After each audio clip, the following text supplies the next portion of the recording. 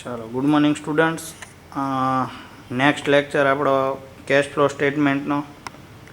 આમ તો ઘણા બધા આપણા જે સમ છે એ કેલ્ક્યુલેટ થઈ ગયા છે એઝ પર યુનિવર્સિટી જે આવતા હતા એ પણ, અને બુક્સમાંથી પણ જે પણ આપણાથી કવરેજ આવતું હતું આ મોટાભાગના સમ્સ છે એ આપણે કેલ્ક્યુલેટ કરી લીધા છે.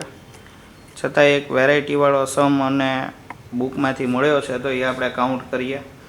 બરાબર, તો આમાં સહેજ નવીનતા છે એટલે એ એક વસ્તુ ધ્યાનમાં લઈ લઈએ આપણે. તો બંને રીતે કામમાં લાગશે કે ભાઈ કેશ ફ્લો સ્ટેટમેન્ટમાં પૂછાણું હોય તો એની ઇફેક્ટ કઈ રીતે આપવી, ફંડ ફ્લો હોય તો કઈ રીતે આપવી, તમને ઇઝીલી એનો ખ્યાલ આવી જાય. બરાબર, આમાં આમ જોવા જઈએ તો દરેકમાં ટ્રાન્ઝેક્શન એક જ સરખા આવે છે. બરાબર, અને બંને રકમો એક રકમ આપી હોય તેના ઉપરથી તમે કેશ ફ્લો અને ફંડ ફ્લો બંને ગણી શકતા હો છો. તો એ લિમિટેડ વાળો સમ છે અને બુકમાં આપેલો છે. બરાબર, તમને એની પીડીએફ છે એ ટેલિગ્રામમાં મળી જશે. બરાબર, તો આમાં એક નવું એડજસ્ટમેન્ટ તમને આપેલું કે the following assets of another company were purchased for consideration of ₹50,000 paid for in shares. જુઓ, ખાસ યાદ રાખજો, મોટાભાગે આપણે પેમેન્ટ કરીને કોઈ પણ એસેટ છે એ પરચેસ કરતા હોઈએ. આ સમમાં આ એક તમને નવી વસ્તુ જાણવા મળશે કે કદાચ આપણે કેશમાં પેમેન્ટ ન કરીએ અને આપણે ઇક્વિટી શેરથી પેમેન્ટ કરતા હોઈએ અને એસેટ પરચેસ કરતા હોઈએ તો એની ઇફેક્ટ કઈ રીતે આપવી આપણે. બરાબર, બાકી એનું જે ફર્સ્ટ એડજસ્ટમેન્ટ છે એ ડિવિડન્ડ પેઇડવાળું છે. થર્ડ એડજસ્ટમેન્ટ છે એ મશીનરી પરચેસવાળું છે. ફોર્થ એડજસ્ટમેન્ટ ડેપ્રિસિએશનનું છે.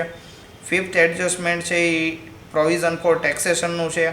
અને છેલ્લું જે એડજસ્ટમેન્ટ છે એ loss on sale of machinery છે. એટલે કહેવાનો મતલબ કે બાકી બધું નોર્મલ જ છે.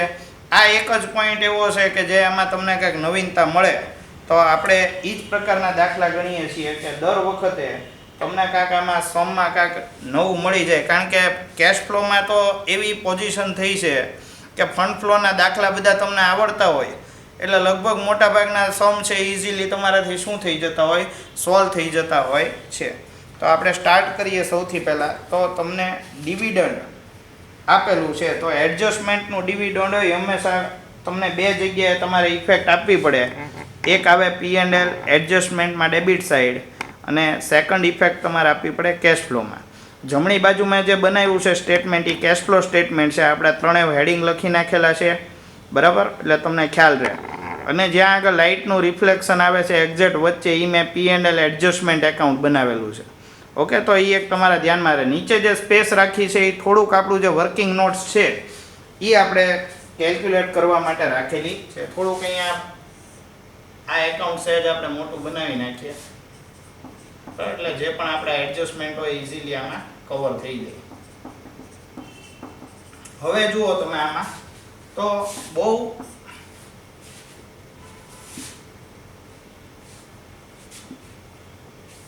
ઇઝીલી આપણે જે ઇફેક્ટ આપતા હતા સૌથી પહેલા ડિવિડન્ડની, તો સૌથી પહેલા અહીંયા હું આપી દઉં છું ડિવિડન્ડ. ફર્સ્ટ ઇફેક્ટ એની ક્યાં આવશે?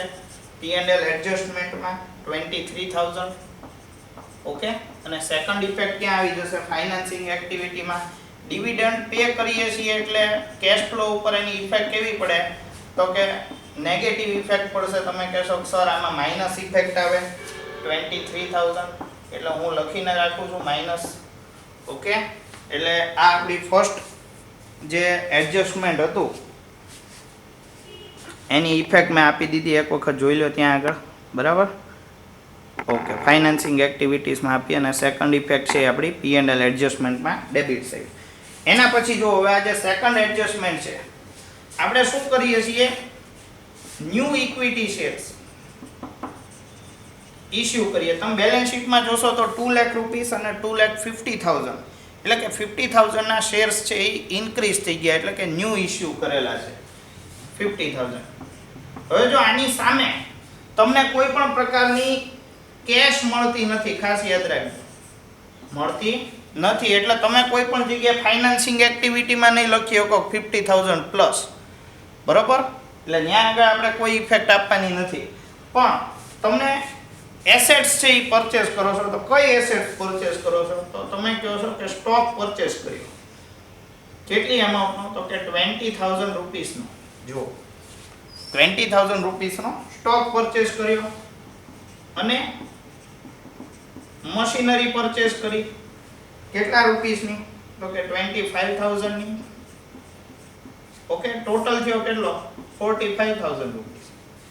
તમે કહેશો કે સર આપણે 50,000 પે કરીએ છીએ, એની સામે આપણને એસેટ માત્ર 45,000 ની મળી, બરોબર? તો 5,000 નો ડિફરન્સ છે એ શું છે? તો 5,000 રૂપીસ નો ડિફરન્સ છે એ ગુડવિલ છે. તમે ચેક કરી લો, બરોબર? બેલેન્સ શીટમાં જો એસેટ સાઈડ તમને ગુડવિલ આપેલી છે 5,000 રૂપીસ, બરોબર? તો એ એક ગુડવિલ ના છે. હવે જો આની જર્નલ એન્ટ્રી કઈ રીતે થશે? તો જર્નલ એન્ટ્રી તમે કહેશો તો હું તમને કહી દઉં કે ભાઈ સ્ટોક એકાઉન્ટ ડેબિટ, બરોબર? કેટલા રૂપીસ આવશે? 20,000. પછી તો કે machinery account debit, machinery account debit કેટલી એમાઉન્ટ આવશે? તો કે 25,000. પછી તો કે goodwill account debit, goodwill account debit કેટલી એમાઉન્ટ આવશે? તો ગુડવિલ ના 5,000 રૂપીસ આવશે. Okay, two equity share capital કેટલી એમાઉન્ટ આવી જશે? 50,000. ઓકે, તો આ રીતે જર્નલ એન્ટ્રીઝ છે એ તમારે આપવી પડે. ઓકે, આઈ હોપ કે તમને આ ઇઝીલી સમજાઈ ગયું હશે. Okay, ready? એટલે આપણું આ એડજસ્ટમેન્ટ છે એની ઇફેક્ટ કઈ કઈ જગ્યાએ આવે? સૌથી પહેલા તો તમારે ફર્સ્ટ ઓફ ઓલ મશીનરી છે એની ઇફેક્ટ હું આપી દઉં. તો સૌથી પહેલા તમારે મશીનરીની ઇફેક્ટ છે એ મશીનરી એકાઉન્ટમાં આપી દેવાય. હવે મશીનરી પરચેસ થાય એટલે ઇફેક્ટ કઈ બાજુ આવે? તો કે ડેબિટ સાઈડ ઇફેક્ટ આવશે. લેફ્ટ હેન્ડ સાઈડ જે સૌથી પહેલું લેજર છે એ મશીનરીનું છે, એટલે સૌથી પહેલા અહીંયા મારે લખી નાખવું પડે ટુ ઇક્વિટી શેર કેપિટલ. કેટલી એમાઉન્ટ છે મશીનરીની? 25,000. હવે જુઓ, સ્ટોકનું આપણે લેજર બનાવતા નથી, બરાબર? તો સ્ટોકની ઇફેક્ટ છે એ આપણે કઈ રીતે આપતા હોઈએ જનરલી? તો કે તમે કહેશો સર આપણે કેશ ફ્લો સ્ટેટમેન્ટ બનાવીએ ને એમાં ઓપરેટિંગ એક્ટિવિટીઝમાં આપણે ઇફેક્ટ આપી દેતા હોઈએ છીએ. જો તમે ચેક કરો તો કેશ ફ્લોમાં આપણે આની ઇફેક્ટ કઈ રીતે આપશું તો એ હું તમને કહી દઉં કે સૌથી પહેલાં તો તમારે સ્ટોક છે એની વેલ્યુ જોવી પડે. જુઓ તો બેલેન્સ શીટમાં સ્ટોકની વેલ્યુ કેટલી છે? તો કે 1,74,000. સ્ટોકની વેલ્યુ છે 1,74,000. હવે તમે આમાંથી ચેક કરશો તો આ 74,000 રૂપીસ લખેલા છે 2010 વાળી બેલેન્સમાં. જુઓ તો એ 74,000માં આ આપણા જે 20,000 છે એ ઇન્ક્લુડ હશે કે નહીં? તમે કહેશો હા સર ઇન્ક્લુડ હશે. તો એના માટે કોઈ કેશ પેમેન્ટ કરેલું છે? તમે કોઈ કેશ પેમેન્ટ કરેલું નથી. 20,000નો સ્ટોક છે એ તમે by way of equity share purchase કરેલો છે. એટલે જ્યારે ડિફરન્સ તમે કાઉન્ટ કરતા હો, હવે તમે ચેક કરો તો આમાં સ્ટોકમાં તમે કહેશો સર આમાં તો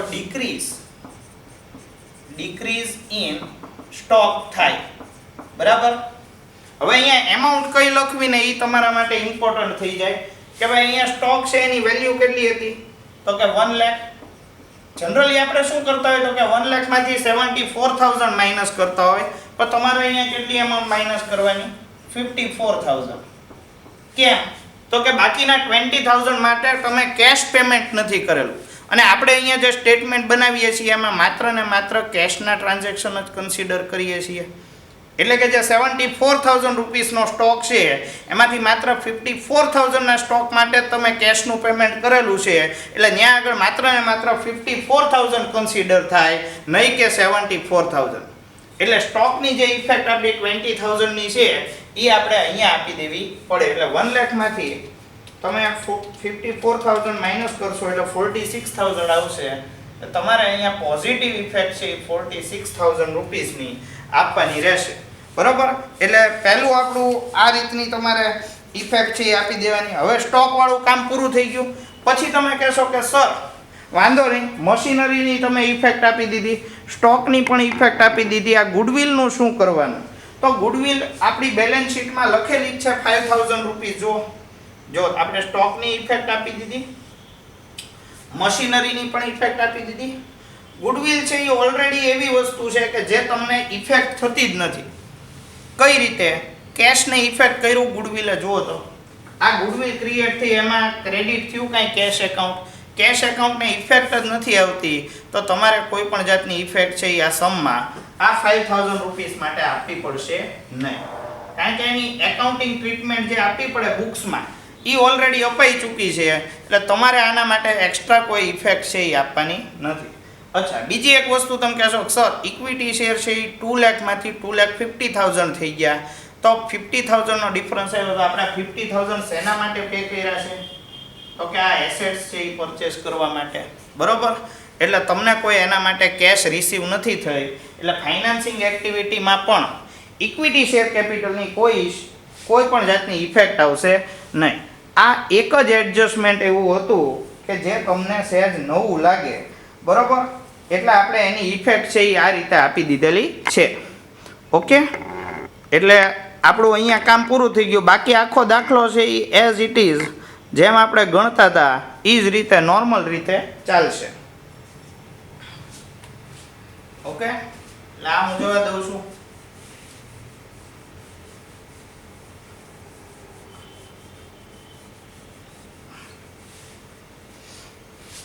હવે આપણે આગળ વધીએ તો આપણી પાસે સેકન્ડ એડજસ્ટમેન્ટ હતું એ પણ કમ્પ્લીટ થઈ ગયું. તો હવે આવે થર્ડ એડજસ્ટમેન્ટ. થર્ડ એડજસ્ટમેન્ટમાં એમ કીધું કે મશીનરી ઓફ ₹8,000 પરચેસ. તો જર્નલ એન્ટ્રી આપણને ખબર, machinery account debit to cash or bank. કેટલી અમાઉન્ટ આવશે? તો કે ₹8,000. ઓકે, અને આ 8,000 ની સેકન્ડ ઇફેક્ટ છે એ ક્યાં આવશે? તો કે જે કેશ ફ્લો સ્ટેટમેન્ટ છે એમાં ઇન્વેસ્ટિંગ એક્ટિવિટીઝ છે એમાં સીધું લખી નાખવાનું પરચેઝ ઓફ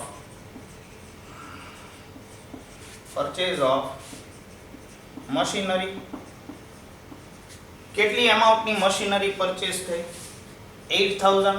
તમે એના માટે પેમેન્ટ કરો છો એટલે માઇનસ થઈ જશે. ઓકે, પછી આપણે આગળ વધીએ તો ડેપ્રિસિએશનની ઇફેક્ટ આવશે. તો ડેપ્રિસિએશનની જે ઇફેક્ટ આવશે ₹12,000 છે એ મશીનરીના છે, અને લેન્ડ એન્ડ બિલ્ડિંગમાં ₹10,000 નું ડેપ્રિસિએશન છે, બરાબર. એટલે સૌથી પહેલાં તો હું અહીંયા આગળ ઇફેક્ટ છે એ આપી દઉં મશીનરીમાં બાય ડેપ્રિસિએશન. મશીનરીમાં કેટલું છે? 8,000.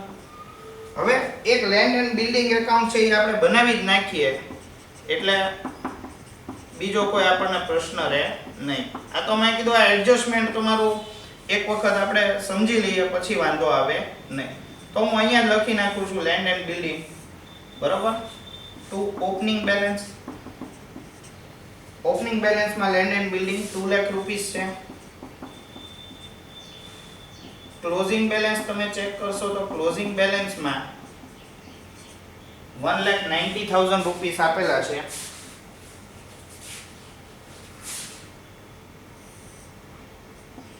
₹1,90,000. ઓકે, અહીંયા ડેપ્રિસિએશન આવશે કેટલા રૂપીસનું? તો ₹10,000 આપણને. ઓહો, સોરી, મશીનરી 8,000 નથી, અહીંયા આગળ ડેપ્રિસ. તો પછી આ લેજર જ બનાવવાની કોઈ રિક્વાયરમેન્ટ નહીં રહે લેન્ડ એન્ડ બિલ્ડિંગ, કારણ કે ડેપ્રિસિએશન ₹10,000 છે. ઓકે, તો 2 લાખમાંથી 1,90,000 થઈ ગયા, તો ₹10,000 શેના ડિડક્ટ થયા છે? ડેપ્રિસિએશન. ઓકે, તો મશીનરીનું ડેપ્રિસિએશન આપણે લખી નાખીએ કેટલું છે? ₹12,000. અને અહીંયા P&L એકાઉન્ટમાં આપી દઈએ ડેપ્રિસિએશન. બંને ડેપ્રિસિએશન આપણે અહીંયા લખી નાખીએ. ₹12,000 મશીનરીના છે અને 10,000 છે એ શેના છે? લેન્ડ એન્ડ બિલ્ડિંગના, એટલે કે 22,000. એટલે લેન્ડ એન્ડ બિલ્ડિંગનું એક લેજર હું બનાવતો નથી, કારણ કે ₹2 લાખ એની ઓપનિંગ બેલેન્સ છે, ક્લોઝિંગ બેલેન્સ છે એ 1,90,000 છે, 10,000 નો ડિફરન્સ છે. તો એ 10,000 શેના છે? તો કે આપણે જે લેન્ડ એન્ડ બિલ્ડિંગ છે એનું ડેપ્રિસિએશન છે એ આપણે અહીંયા આગળ ઇફેક્ટ આપવાની રહે. બીજું કાંઈ એમાં ટ્રાન્ઝેક્શન નથી, એટલે લેજર બનાવવાની કોઈ રિક્વાયરમેન્ટ રહેતી નથી.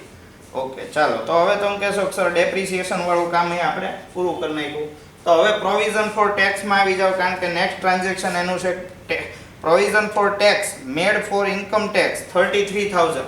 અહીંયા આગળ જર્નલ એન્ટ્રી આપણી આવશે P&L એડજસ્ટમેન્ટ એકાઉન્ટ ડેબિટ. કેમ તો કે આપણે પ્રોવિઝન કરી રહ્યા છીએ, પેમેન્ટ કર્યું એમ શબ્દ વાપર્યો નથી.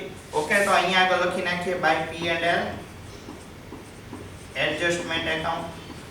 કેટલા રૂપીસનું પ્રોવિઝન છે? 33,000. અને આની જે સેકન્ડ ઇફેક્ટ આવશે એ તમારે P&L એડજસ્ટમેન્ટમાં લેવાની. Provision four tax 33,000. ઓકે, ચલો એના પછી આપણે આગળ વધીએ તો loss on sale of machinery. બરાબર, લોસ થયો છે શેની ઉપર? મશીનરી સેલ કરી એની ઉપર. સેલ કરવાની કોઈ ઇન્ફોર્મેશન મશીનરીની આપેલી નથી, પણ ઇનડાયરેક્ટલી તમને માહિતી આપી દીધેલી છે. તો અહીંયા આગળ મશીનરીમાં તમારે લખવું પડે કે બાય લોસ ઓન સેલ. કેટલી અમાઉન્ટ આપી દીધી? 200 રૂપીસ. જુઓ. ઓકે, તો તમારે બીજી ઇફેક્ટ છે અહીંયા આપવી પડે P&L એડજસ્ટમેન્ટમાં. લોસ ઓન સેલ કેટલી અમાઉન્ટ આવશે? 200 રૂપીસ. ઓકે, તો તમે કહેશો કે સર આ બધા એડજસ્ટમેન્ટ છે એ આમ તો આપણે પૂરા કરી નાખ્યા છે. બરાબર, તો હવે એક પછી એક આપણે આપણા લેજર છે એ આપણે જોઈ લઈએ. પહેલાં તો બેલેન્સ શીટ એનાલિસિસ છે તો એ કરી લઈએ કે ભાઈ સૌથી પહેલાં તો તમને શેર કેપિટલ આપી દીધી, તો એ આપણે પૂરું કરી નાખીએ.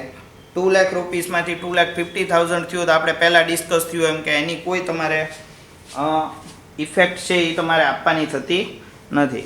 એક કામ કરીએ, બેલેન્સ શીટ એનાલિસિસ છે એ નેક્સ્ટ પાર્ટમાં રાખી દઈએ આપણે. બરાબર,